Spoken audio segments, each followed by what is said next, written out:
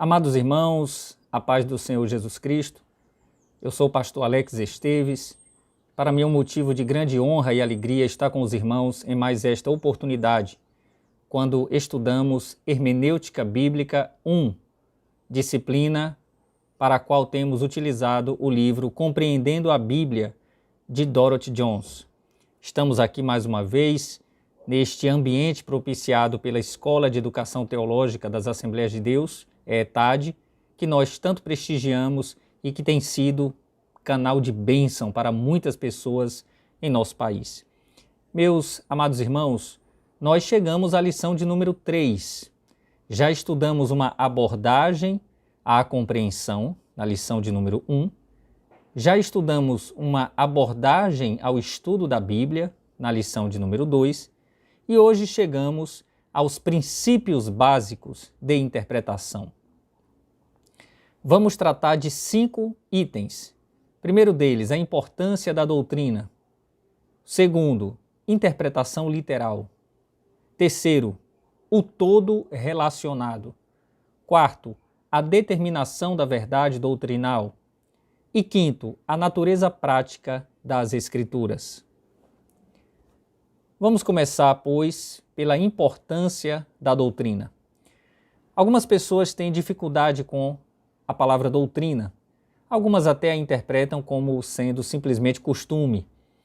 Quando alguém diz, olha, a sua igreja tem doutrina, a minha igreja tem doutrina, às vezes as pessoas estão pensando em costumes, usos e costumes relacionados a vestimentas, coisas dessa natureza. Outras pessoas têm rejeição à ideia de doutrina. Dizem que toda doutrina cristã é, na realidade, uma adulteração, uma importação do pensamento grego ou uma influência desmedida da Igreja Católica por uma adaptação indevida das Escrituras Sagradas. E algumas pessoas têm dificuldade realmente com a doutrina porque pensam que nós devemos ficar apenas com a Bíblia. Claro, a Bíblia é suficiente, já falamos sobre isso numa aula anterior. Mas dizem de forma equivocada que devemos evitar a doutrina, assim como a interpretação, a teologia, as confissões de fé, como se a pessoa pudesse viver simplesmente citando versículos bíblicos sem entender o seu sentido, o seu alcance e a sua correlação. Nada mais falso. Na realidade, toda pessoa que faz uso das Escrituras faz uma interpretação.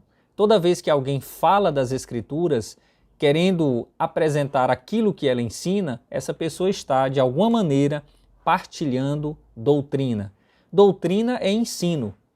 Quando nós falamos de doutrina cristã, nós estamos falando de fruto de interpretação. Boa parte da Bíblia Sagrada é destinada à formulação de doutrinas. É claro que as doutrinas já estão sedimentadas, estão calcadas, alicerçadas na palavra de Deus. E os teólogos da teologia sistemática, apropriando-se das Escrituras Sagradas, escrevem aquilo que já está assentado na Bíblia. As doutrinas já constam da palavra do Senhor, mas os teólogos escrevem, arrazoam, fundamentam, escrevem livros, produzem vasta obra literária no campo doutrinário a partir do que já está contido na Bíblia Sagrada. Eu falei da teologia sistemática porque é na teologia sistemática que se estudam as doutrinas. Nós temos também a teologia bíblica, a teologia histórica, a teologia exegética e a teologia prática. É dentro da teologia exegética que se encontra a hermenêutica, nosso objeto de estudo nesta disciplina. Porém, é na teologia sistemática que haverá doutrinas, a doutrina de Deus, a doutrina de Cristo, a doutrina do Espírito Santo, a doutrina da Trindade, a doutrina da salvação, a doutrina da igreja, a doutrina dos anjos, a doutrina acerca dos demônios, a doutrina das últimas coisas, a doutrina do homem. São doutrinas fundamentais que constam das Escrituras Sagradas. São doutrinas muito valiosas e muito importantes. Mas para se chegar ao conhecimento da doutrina, é condição sine qua non, é condição indispensável fazer uma interpretação do texto bíblico. Então, não é possível chegar a uma doutrina sem fazer uma interpretação. A interpretação precisa estar correta. Só existe uma interpretação correta para cada texto bíblico, porque cada texto bíblico possui apenas um significado, um sentido. O alcance, a possibilidade de aplicação é muito grande, é infinita, mas o sentido é sempre um e o mesmo para cada passagem bíblica. E para isso, a interpretação deve observar princípios que nós começaremos a ver hoje. Quando nós falamos de doutrina, nós estamos falando de fé, a fé comum. A fé é confiança, é fidelidade naquilo que Deus disse, não é algo apenas psicológico, não é algo meramente popular, como crendice, superstição. Fé bíblica, fé cristã, fé evangélica é uma resposta à revelação divina, é uma resposta positiva, de fidelidade, de confiança, de compromisso à palavra do Senhor. Quando, em outros momentos, a palavra do Senhor fala de fé, ela fala com outro sentido. Ela fala com o sentido de corpo doutrinário, conteúdo e substância da fé. Então, a fé é tanto essa resposta positiva, esse assentimento intelectual e espiritual àquilo que Deus revela, mas é também o corpo doutrinário, o conteúdo e substância a qual se dirige essa mesma fé. Então, a fé é uma resposta do homem à palavra do Senhor, mas a fé é também o conteúdo e a substância da nossa crença, daquilo que nós afirmamos como certo e verdadeiro. É nesse sentido que Judas, irmão do Senhor, escreve que foi compelido por Deus a escrever para batalharmos pela fé, que uma vez por todas foi entregue aos santos. Ele estava se referindo a esse corpo doutrinário, a essa essência que nós não podemos abandonar e que precisamos sempre preservar intacta. Quando falamos de doutrina, é importante observarmos que algumas pessoas fazem uma oposição entre Jesus e doutrina. Alguns dizem, eu quero ficar só com Jesus, eu não quero saber de doutrina, porque eles estão pensando que doutrina é algo que veio da Igreja Católica, do pensamento helenístico, pensamento grego, ou que foi adicionado por igrejas evangélicas, que foi criado pelo homem até como disputas de poder ou instrumentos de poder, melhor dizendo. Isso é muito equivocado porque não há como fazer essa hostilização, esse antagonismo entre Jesus e doutrina. O próprio Jesus estabeleceu doutrina. É interessante que alguns dizem que querem saber só de Jesus, não querem saber de doutrina, e eu fico pensando onde foi que eles encontraram esse Jesus sem a doutrina. Que Jesus é esse que essas pessoas adoram e dizem servir, dizem conhecer? Elas querem Jesus, mas não querem a palavra, elas querem Jesus, mas não querem a doutrina, e quando elas olham para a palavra de Deus, para a Bíblia Sagrada, elas não olham para a Bíblia Sagrada como sendo a palavra de Deus divinamente inspirada, infalível, inerrante, autoritativa, suficiente, verdadeira, perfeita, absoluta e apta para salvar. Elas não adotam exatamente esses pressupostos. Elas olham para a Bíblia como um registro das crenças judaico-cristãs, como um pretexto para que nós também tenhamos certas experiências, mas não no sentido daquilo que a Bíblia é. A revelação escrita da natureza, do caráter e dos desígnios de Deus para a salvação de todo aquele que crê, primeiro o judeu, também o grego. Então, para respondermos a essa objeção que fazem quanto à relação entre Jesus e a doutrina, é importante, é interessante nós olharmos o que é que o próprio Jesus fala sobre doutrina. No Evangelho do Senhor Jesus, segundo João, no capítulo 7, nos versículos 16 e 17, está escrito: Jesus respondeu e disse-lhes, a minha doutrina não é minha, mas daquele que me enviou. Se alguém quiser fazer a vontade dele, do Pai, pela mesma doutrina, conhecerá se ela é de Deus ou se eu falo de mim mesmo. Então, o próprio Jesus respalda o conceito de doutrina. A doutrina é cristã porque é ligada a Jesus. Se nós analisarmos bem, eu convido você também a palmilhar a sua Bíblia, a compulsar, melhor dizendo, a sua Bíblia comigo, para nós irmos lá na segunda epístola de Paulo a Timóteo, no capítulo 3, versículos 16 e 17, que diz assim: toda a escritura divinamente inspirada é proveitosa para ensinar, para redarguir é argumentar, para corrigir, para instruir em justiça, para que o homem de Deus seja perfeito e perfeitamente instruído para toda boa obra. Quando ele diz que toda escritura divinamente inspirada é proveitosa ou útil para ensinar, ele está dizendo para doutrinar, porque doutrina é ensino. Lá em Atos 2, nós lemos, Atos 2:42, que os irmãos em Jerusalém perseveravam na doutrina dos apóstolos. A doutrina é o conceito fundamental das Escrituras Sagradas. Nós podemos observar que existe uma verdade, né? Jesus Cristo disse: eu sou o caminho, a verdade e a vida. Ninguém vem ao Pai senão por mim. João 14:6. Ele também disse na sua oração sacerdotal, no mesmo evangelho escrito por João: santifica-os na verdade, a tua palavra é a verdade. Existe uma verdade, verdade absoluta. Os ateus não acreditam. Naturalmente, a definição é essa: ateu não acredita em Deus. Mas o agnóstico é aquele que até cogita a possibilidade de Deus existir, mas ele diz que, como não é possível provar, então ele não pode afirmar que Deus existe. Existe um tipo curioso de agnosticismo hermenêutico, que é aquele que diz o seguinte: olha, a verdade até existe ou pode existir, mas não se podem fazer afirmações definitivas, claras e objetivas sobre a verdade, porque nós não podemos acessá-la. Isso é mentira, isso não procede. A verdade não só existe, como é possível acessá-la. Tanto é que a Bíblia é a revelação verdadeira, a Bíblia é a revelação da verdade, e a verdade é uma só. A verdade manifestou-se em Jesus de Nazaré. Ele é a verdade. Pilatos até perguntou para Jesus: o que é a verdade? É uma pergunta que muitas pessoas fazem. Uma pergunta teológica e também filosófica. A verdade é Jesus. Jesus é a verdade. Ele veio para mostrar o Deus verdadeiro, que é Ele mesmo, né? Deus Pai, Deus Filho e Espírito Santo, e Jesus é uma das pessoas da Trindade. Jesus é Deus.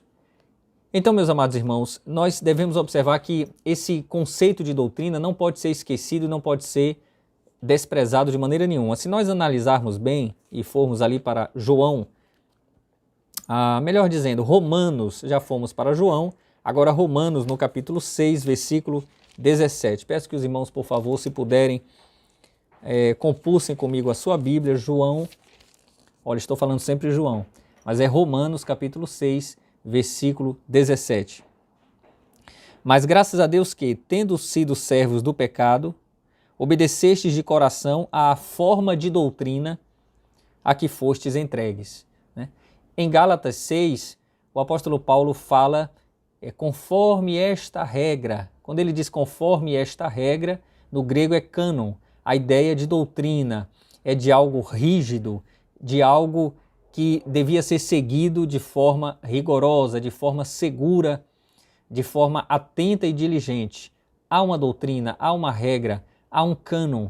Cânon aí não no sentido simplesmente de cânon bíblico, de coleção de livros sagrados, mas de régua, regra, parâmetro, guia, orientação, padrão, modelo. Como Paulo diz, modelo das sãs palavras. Ele fala também a Timóteo para guardar o bom depósito e as tradições que foram recebidas.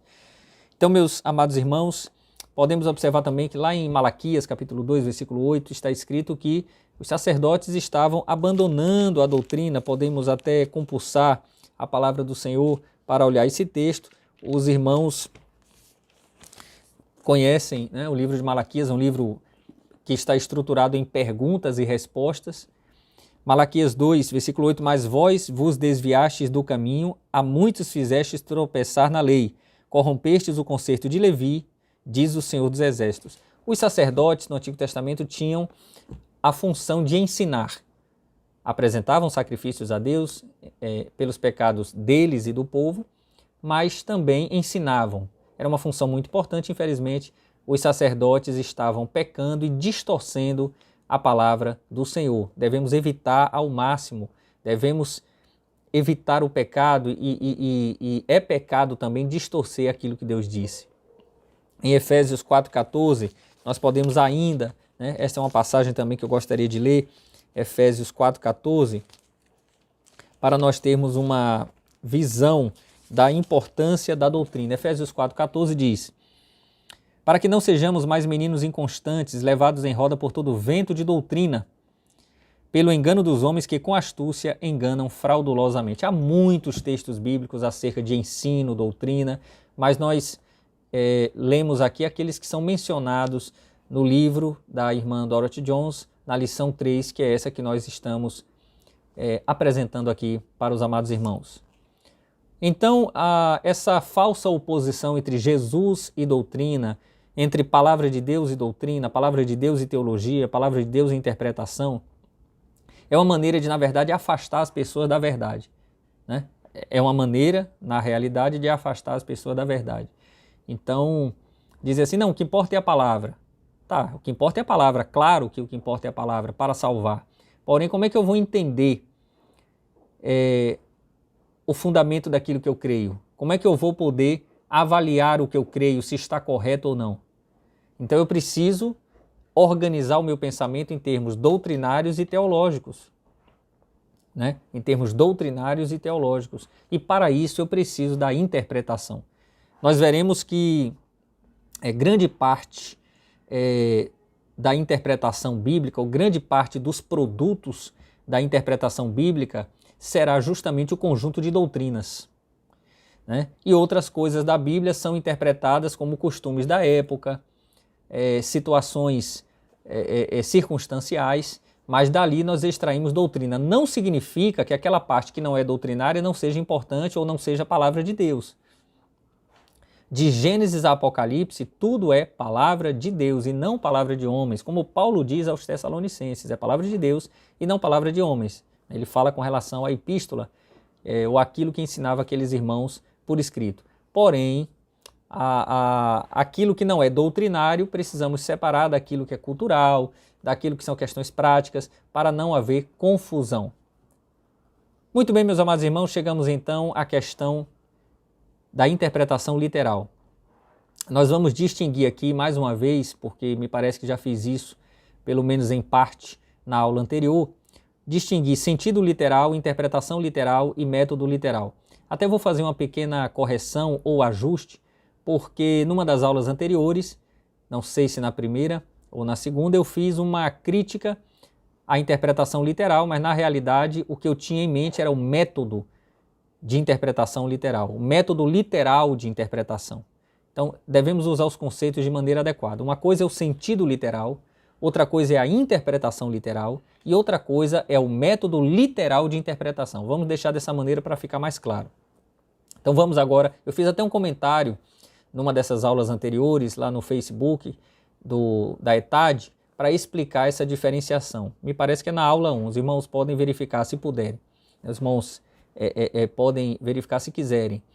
Então, o sentido literal é aquele sentido denotativo. O sentido literal é o sentido primário das palavras. Objetivo, claro, direto. Por exemplo, Jesus partiu o pão, né? E tendo dado graças, o partiu. Partiu o quê? O pão. Era um pão físico, era um pão literal. Então, esse sentido literal vai empregar palavras com a sua acepção, o seu significado primário, né? A palavra pão designando exatamente um alimento, né, produzido a partir do trigo, etc, né? Então, o pão, nesse caso, é alimento físico. A interpretação literal vai levar em consideração o sentido comum e normal dos termos. Mas atenção, esse sentido comum e normal pode ser tanto o sentido literal, estrito sensu, em sentido estrito, né? Quer dizer, esse sentido denotativo, como pode ser também o sentido conotativo, linguagem figurada, metáfora, metonímia, sinédoque, hipérbole e assim por diante. Nós fizemos até aí no livro alguns subsídios e trouxemos também uma tabela de figuras de linguagem, né? Tabela de figuras de linguagem, fizemos também uma comparação entre figuras de linguagem ou recursos retóricos do livro de Dorothy Jones e do livro de Grant Osborne. então eu sugeriria que os irmãos compulsassem o livro Compreendendo a Bíblia, de Dorothy Jones, onde há esses recursos, onde há essas informações para auxiliarem o leitor. Então a interpretação literal vai olhar o sentido literal propriamente dito, que é o sentido denotativo, mas vai considerar também que às vezes a palavra pão, por exemplo, não é o alimento físico, mas é um alimento espiritual. Porque a Bíblia diz que Jesus é o pão vivo que desceu do céu. Aí já é o sentido conotativo, é uma metáfora. Né? Quando eu sou a luz do mundo, né? Eu sou o bom pastor. Né? Claro que ele é pastor, mas ele está fazendo aí ele está usando uma metáfora, né, para dizer que ele é o cuidador, é aquele que provê a satisfação de nossas reais necessidades. Né? Eu sou a porta. Tudo isso são metáforas, né? E a metáfora é uma das muitas figuras de linguagem que existem e a Bíblia emprega várias delas, como nós veremos oportunamente. Tá certo? Então, sentido literal, sentido denotativo, sentido puro e simples de um termo. Direto, objetivo, claro, primário. A interpretação literal, porém, considera tanto o sentido denotativo como o sentido conotativo, sentido figurado, figuras de linguagem, né, e recursos retóricos. E o método literal de interpretação é diferente. É um método ao pé da letra, é um método utilizado às vezes por aqueles grupos mais sectários, fundamentalistas no mau sentido, porque também existe o fundamentalismo no bom sentido. Nós mesmos nos consideramos fundamentalistas no sentido positivo, né, pela misericórdia de Deus, porque a Assembleia de Deus, aqueles, né, que defendem os fundamentos da fé, devem ser considerados em algum sentido fundamentalistas, né? Mas esse é um aspecto positivo e histórico que os irmãos poderiam examinar oportunamente. E aqui chegamos ao tópico 3, o todo relacionado. Nós já falamos sobre unidade e harmonia das Escrituras. Unidade, a Bíblia não se contradiz. Harmonia, a Bíblia apresenta um todo coerente de doutrina. Precisamos considerar bastante isso. Unidade, a Bíblia não se contradiz. Harmonia, a Bíblia apresenta um todo coerente de doutrina. A revelação, então, é uma revelação progressiva, já falamos sobre isso, mas eu queria trazer aqui um texto que está exatamente na lição que estamos estudando, 1 Pedro capítulo 1, de 10 a 12. Preste bem atenção, por favor. Da qual salvação inquiriram e trataram diligentemente os profetas que profetizaram da graça que vos foi dada, indagando que tempo ou que ocasião de tempo o Espírito de Cristo que estava neles indicava, anteriormente testificando os sofrimentos que a Cristo haviam de vir e a glória que se lhes havia de seguir. Anteriormente testificando os sofrimentos que a Cristo haviam de vir, e eles vinham indagando que tempo ou que ocasião de tempo o Espírito de Cristo que estava neles indicava para o acontecimento daquelas coisas, aos quais foi revelado que, não para si mesmos, mas para nós, eles ministravam estas coisas que agora vos foram anunciadas por aqueles que pelo Espírito Santo enviado dos céus vos pregaram o Evangelho, para as quais coisas os anjos desejam bem atentar. Então, nem tudo foi revelado aos profetas antigos, nem tudo foi revelado, e eles almejavam descobrir, almejavam conhecer, mas nem tudo lhes foi revelado, e eles apenas descortinaram alguma coisa que seria revelada a posteriori. E aqui em Hebreus, um outro texto referencial para essa seção de revelação progressiva, está aqui, Hebreus 1, de 1 a 4. Havendo Deus antigamente falado muitas vezes e de muitas maneiras aos pais pelos profetas, a nós falou-nos nestes últimos dias pelo Filho. Note a diferença, né? Antigamente e nestes últimos dias. Olha a diferença temporal. A quem constituiu o herdeiro de tudo, por quem fez também o mundo, o qual, sendo o resplendor da sua glória, glória do Pai, e a expressa imagem da sua pessoa, e sustentando todas as coisas pela palavra do seu poder, havendo feito por si mesmo a purificação dos nossos pecados, assentou-se à destra da majestade nas alturas, feito tanto mais excelente do que os anjos, quanto herdou mais excelente nome do que eles. Em Colossenses 2,9 está escrito que nele, em Cristo, habita corporalmente toda a plenitude da divindade. Jesus é Deus. Há até uma diferença interessante. Jesus é Deus, significa que Jesus é uma pessoa divina. Não é exatamente correto assim dizer que Deus é Jesus. Alguns dizem, Deus é Jesus. Os liberais, alguns deles gostam de dizer Deus é Jesus. Não, Jesus é Deus, mas Deus é Pai, Filho e Espírito Santo.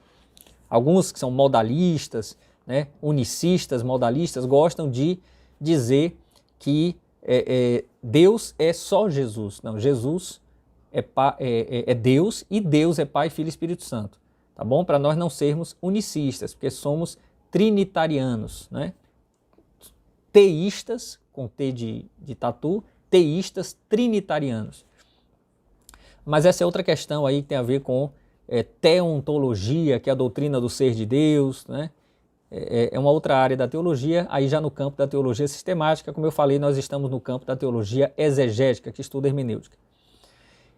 Existe a regra de ouro. Qual a regra de ouro que nós já mencionamos em outra aula? Escritura interpreta a Escritura. A Escritura não se contradiz.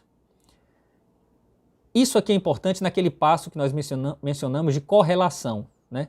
Observação, interpretação, resumo, avaliação, aplicação e correlação. Essa parte da correlação homenageia, considera, valoriza, respeita a unidade e a harmonia das Escrituras Sagradas. É muito importante, aquele livro do Lund, que eu mencionei na aula passada, né, do Lund e do P.C. Nelson, vai mostrar várias regras próprias do método histórico-gramatical de interpretação, né? Então, vai mostrar a importância do contexto. Irmãos, interpretar é, em grande medida, analisar o contexto. Nenhuma palavra tem sentido por si mesmo fora do seu contexto. Guarde bem isso, né? Às vezes uma palavra, num contexto, tem um sentido muito diferente daquela mesma palavra em outro contexto, né? Então, é necessário observar o termo, que é o vocábulo, a palavra, no seu enunciado. O enunciado ou sentença, né? O enunciado pode ser uma frase, pode ser uma oração, né? Frase é um enunciado simples. Oração é o enunciado com a presença de um verbo, né? Que não seja de ligação, né? É uma questão gramatical. Então, a frase ou a oração são enunciados, né? E o parágrafo já é um conjunto de enunciados.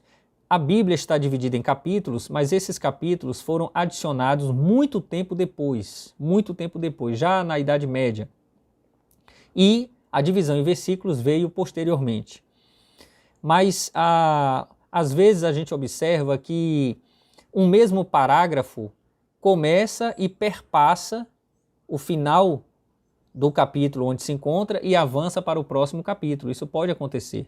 E é muito comum na Bíblia você ter vários parágrafos num capítulo só. Esses parágrafos são indicados nas Bíblias geralmente por uma inicial em negrito. A primeira letra, você pode até observar na sua Bíblia, a primeira letra fica em negrito, a tinta mais escura, indicando que ali começa um novo tema. Essa divisão em parágrafos é feita por teólogos, é feita nas edições modernas da Bíblia para facilitar o entendimento. Eu gosto muito, até já falei isso na nossa congregação, gosto muito de observar a divisão em parágrafos porque ela é uma maneira didática de o leitor se situar no texto, na leitura do texto, né? Então, ele observa que às vezes há uma mudança de tema, o apóstolo Paulo muda de tema às vezes sem que as pessoas percebam. Claro que o tema às vezes é um só, mas há uma compartimentação que, uma vez considerada, contribui para a compreensão. Então você tem que olhar o termo dentro da frase ou da oração, dentro do parágrafo, dentro daquele conjunto imediato, que é o contexto imediato, olhando também para o contexto remoto, que são as passagens paralelas, as passagens mais distantes, o conjunto do livro e o conjunto do testamento. Ou, por exemplo, epístolas de Paulo, aí já é um conjunto próprio, né? O corpus paulinos, como se diz, conjunto de livros escritos por Paulo. Mesma coisa com relação a Moisés, com relação a João, com relação a Pedro, com relação àqueles que escreveram mais de um livro, né? Lucas, você olha Lucas e Atos, a interpretação de Lucas vai receber a contribuição do livro de Atos e vice-versa, tá bom? Então você vai do menor para o maior, termo, frase ou oração, que são enunciados, parágrafo, contexto imediato, esse contexto mais remoto, o conjunto dos livros de um mesmo autor, quando ele escreveu mais de um, naturalmente, o livro como um todo e o testamento. Isso é muito importante observar. O Novo Testamento é cumprimento e explanação do Antigo, eles não se contradizem.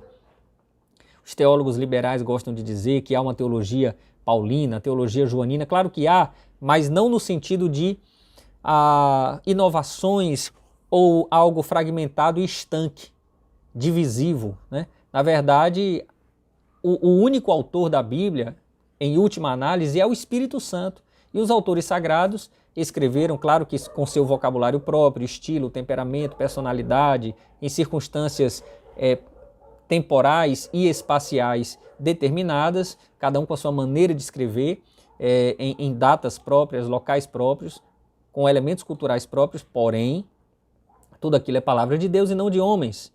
Então não há essa fragmentação, esse caráter estanque na palavra do Senhor. A palavra do Senhor é uma só, ela tem unidade e harmonia. Então o Novo Testamento é cumprimento e explanação do Antigo. Não há esse hiato que alguns apresentam. Daí nós precisamos ter muito cuidado com o uso dos textos prova. Na teologia sistemática é muito comum. E é da essência da teologia sistemática apresentar fundamentação escriturística para aquilo que se diz. É claro que isso é necessário, né? Jesus é Deus. Aí vem entre parênteses vários versículos. Você pode até ter uma noção básica da teologia sistemática dessa maneira. Teologia sistemática é aquela que apresenta uma afirmação e entre parênteses vai trazer um rol de versículos fundamentando aquilo. Porém, o uso de textos prova, e isso é texto prova, mas o uso de textos prova precisa ser feito de maneira muito consciente, porque pode ser que aquele texto pareça dizer uma coisa e na verdade não diz. Ele parece dizer determinada coisa e na verdade não está dizendo, porque no contexto o sentido é outro. No contexto o sentido é outro. Eu vou dar uns exemplos para os irmãos, ficar mais claro. Vamos lá para o livro de Amós. Amós, Oséias, Joel, Amós, né? No capítulo 4, versículo 12, olha só. Portanto, assim te farei, ó Israel, e porque isso te farei, prepara-te, ó Israel, para te encontrares com teu Deus. É bonito, né? Olha, prepara-te, ó Israel, para te encontrares com o teu Deus. Então, alguém diz assim, olha, tá vendo aí? Deus está dizendo aqui que é para a igreja se preparar porque ele vai voltar nas nuvens e haverá um alarido e voz de arcanjo, trombeta de Deus, e os que estiverem vivos subirão, os que morreram em Cristo ressuscitarão primeiro, já fazem logo uma relação com o que Paulo escreveu aos Tessalonicenses, com o que está lá em Mateus 24, Marcos 13, Lucas 21, sermão escatológico, etc. Porém, aqui não é isso. Se nós analisarmos bem, ele vem dizendo o seguinte, no versículo 10, enviei a peste contra vós, à maneira do Egito, os vossos jovens matei à espada, e os vossos cavalos deixei levar presos, e o fedor dos vossos exércitos fiz subir ao vosso nariz. Contudo não vos convertestes a mim, disse o Senhor. Subverti alguns dentre vós, como Deus subverteu a Sodoma e a Gomorra. E vós fostes como um tição arrebatado do incêndio. Contudo não vos convertestes a mim, disse o Senhor. Portanto, aqui vem a conjunção conclusiva, portanto, assim te farei, ó Israel, e porque isso te farei, prepara-te, ó Israel, para te encontrares com teu Deus. Aqui não é um encontro agradável, é um encontro de juízo. É Deus dizendo assim, olha, como um pai que diz assim, olha, eu sei que você praticou aquilo que eu disse que não era para fazer. Por causa disso, se prepare que papai está chegando. Se prepare que papai está chegando. É isso que Deus está dizendo. É correto dizer que Deus vai se encontrar com o seu povo? É. Mas por que eu recorro a textos que não dizem isso, se há textos que dizem? O leitor inteligente, o ouvinte inteligente de uma pregação como essa, e aí já estamos até avançando um pouquinho no campo da homilética, mas é porque está tudo relacionado, ele pensa assim, poxa, então como é que eu vou acreditar no que esse pastor diz, no que esse pregador diz, se ele diz uma coisa que quando eu olho para a Bíblia, não vejo fundamento? Tá vendo? Às vezes a pessoa está falando uma coisa correta, mas fora de contexto, aquilo que ela está dizendo não é fundamentado naquilo que ela apresenta. Muito cuidado com isso. Né? Se eu puder dar um conselho para os irmãos, muito cuidado com isso. A pregação temática tem alguns problemas. A pregação temática é uma pregação possível e nós, pentecostais, pregamos de forma temática, que é a forma tópica, né? Escolhemos um tema e apresentamos esse tema. e não há problema nenhum na pregação temática ou tópica, né? Que é diferente da expositiva, onde você pega um texto e vai explanando o que há no texto. Mas a pregação temática exige um domínio das escrituras que às vezes é até maior do que aquilo que se exige da pregação expositiva, porque você precisa sacar textos prova que não vão dizer algo diferente daquilo que você está dizendo que eles afirmam. Tudo bem? Então, na pregação temática, eu posso sacar um texto falando de fé num sentido, quando ali a fé é em outro sentido. Eu preciso ter muito cuidado para não infirmar as minhas assertivas, as minhas proposições ao público que está ouvindo. Eu preciso considerar sempre o contexto. É uma regra fundamental, um princípio básico da hermenêutica cristã. Um texto também que hoje as pessoas têm utilizado muito quando perdem um ente querido é esse aqui, ó. Lucas, no capítulo 1, versículo 23. Observe bem. Estamos aqui numa escola teológica, podemos fazer esse tipo de consideração. Lucas 1, 23. E sucedeu que, terminados os dias de seu ministério, voltou para sua casa. As pessoas utilizam de bom coração esse texto, querendo se referir a alguém que morreu. Ó, terminados os dias do seu ministério, quando se trata de um pastor ou alguém operoso na obra de Deus, terminados os dias do seu ministério, voltou para casa. Só que aqui não está falando de alguém que morreu, está falando de Zacarias. Zacarias, como sacerdote, havia muitos sacerdotes na época, eles ficavam divididos em turnos, ele cumpriu o que tinha de fazer e voltou para casa. Fica uma reflexão, será que nós precisamos recorrer a esse texto para consolar alguém ou para manifestar condolências com relação a alguém que faleceu e agora consolando a família e os entes queridos? Quer dizer, eu preciso recorrer a esse texto, sendo que eu tenho outros que podem me socorrer nesse sentido? Fica para a reflexão. Quarto item, a determinação da verdade doutrinal. Há doutrina na Bíblia, mas nem tudo nela é doutrina, né? Existem outros elementos ali que não são doutrinários e é preciso entender o que é doutrina e o que não é. Algumas coisas são questões culturais, que precisam, então, de uma transposição cultural para que nós possamos entender o que é princípio, o que é mandamento e o que não é.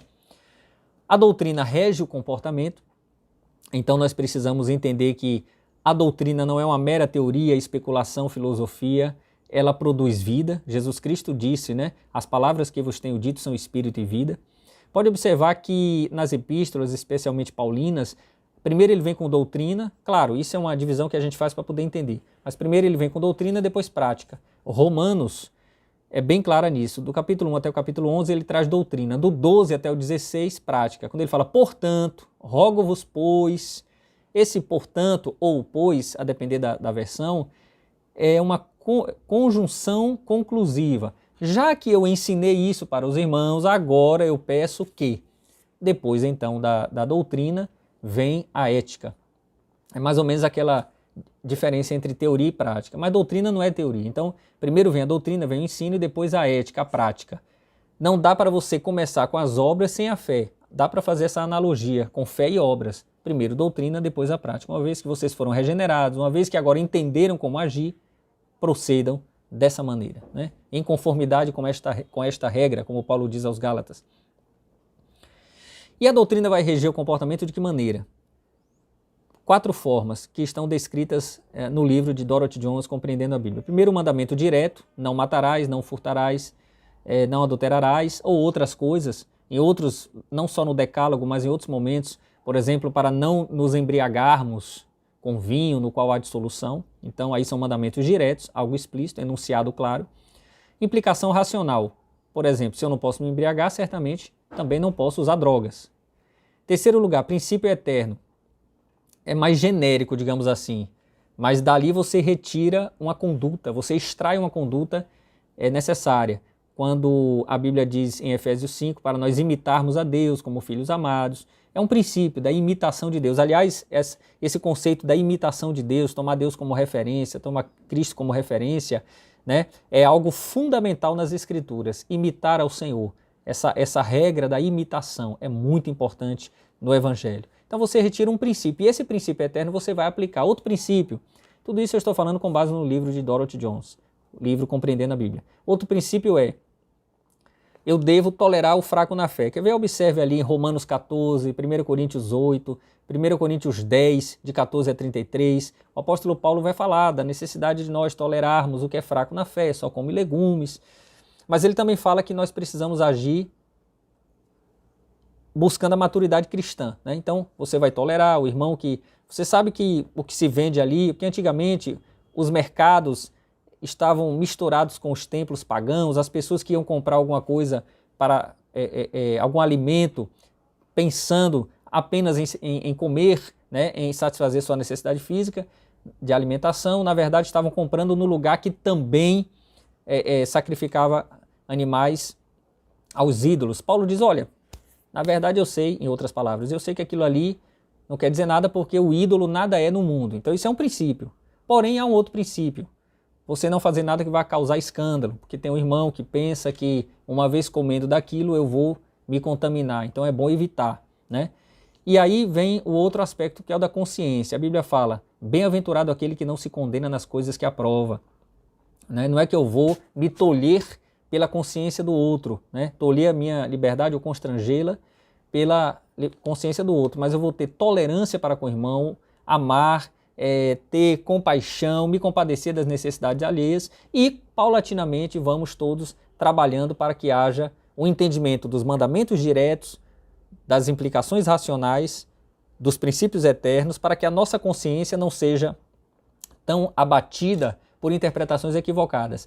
Mas se eu entendo que determinada coisa é pecado, eu devo evitar, né? Pode ser que não seja pecado, mas em razão de minhas experiências ou do timing, né, do momento em que eu estou na jornada cristã, pode ser que naquele momento aquilo não seja, para mim, não seja conveniente, né?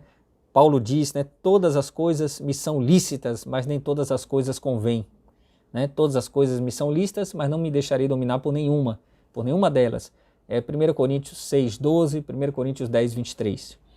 Por fim, a natureza prática das coisas, tópico 5. Devemos observar, irmãos, que a mensagem da Bíblia é de que Deus enviou seu Filho para morrer pelos pecadores.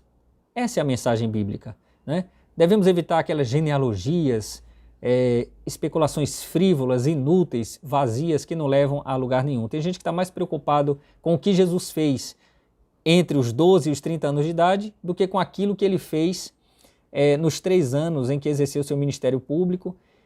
Pode observar que Mateus, Marcos, Lucas e João gastam mais tempo com a última semana de Jesus, porque os evangelhos não são biografias, eles contêm elementos biográficos, mas eles não são biografias. A biografia começa no dia do nascimento de alguém e perpassa todos os anos, se possível, da vida dessa pessoa, termina com a morte, mas trazendo tudo aquilo que interessa para entendermos quem é aquela pessoa. Todavia, embora tenha elementos biográficos, os evangelhos de Mateus, Marcos, Lucas e João querem apontar para Cristo como Filho de Deus, Filho do homem, como aquele que encarnou para morrer, sofrer, né, morrer, ressuscitar ao terceiro dia, ser assunto ao céu, derramar o seu Espírito, para salvar a todo aquele que crê, pela graça mediante a fé, primeiro o judeu e também o grego. Eu preciso ter foco. O que é que a Bíblia diz? O que é que a Bíblia quer que eu entenda? Ela é apta para salvar.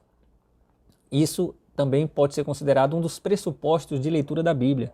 É apta para salvar. O que ela quer que eu enxergue é aquilo que interessa. Tem gente que está mais preocupado com a identidade da mulher de Caim do que com qualquer outra coisa. E a pessoa esconde a sua incredulidade ou ela protege a sua incredulidade atrás disso. Ah, não, eu não sei, porque a Bíblia fala de dízimo, a Bíblia fala disso, e eu acho que não deve dar o dízimo. Ela está mais preocupada com questões secundárias. Estou falando de dízimo como questão secundária, nesse sentido de que a pessoa às vezes coloca como obstáculo, né, determinada questão, determinado costume, porque ela na verdade não quer aceitar o Evangelho, esse é o ponto, e ela fica presa por questiúnculas que não levarão a lugar nenhum. Na verdade devemos obedecer. Se a Bíblia fala de dízimo, é para dar o dízimo.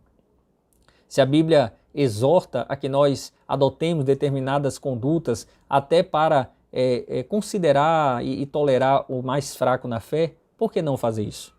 Tá bom, meus irmãos? Esta é a aula de número 3. São muitas informações, né? Mas eu espero que tenha sido útil para os irmãos. Vamos orar? Querido Deus, dá-nos a tua graça, pedimos a tua misericórdia, o teu amor, a tua bondade. Temos alunos e irmãos interessados que estão querendo cada vez mais aprender da palavra do Senhor. Fica conosco, abençoa essa equipe especial da ETAD, todos os irmãos que oram, trabalham e contribuem de alguma maneira para esta importante escola que tem abençoado tantas vidas. Nós oramos a Ti pedindo que o Senhor nos dê sucesso neste empreendimento, nas próximas tarefas que temos de realizar. Oramos em nome de Jesus. Amém. Que Deus te abençoe, que Deus te dê um bom desempenho, que você possa ter uma excelente compreensão da palavra do Senhor a partir dos princípios de interpretação que ela própria preconiza. A paz do Senhor.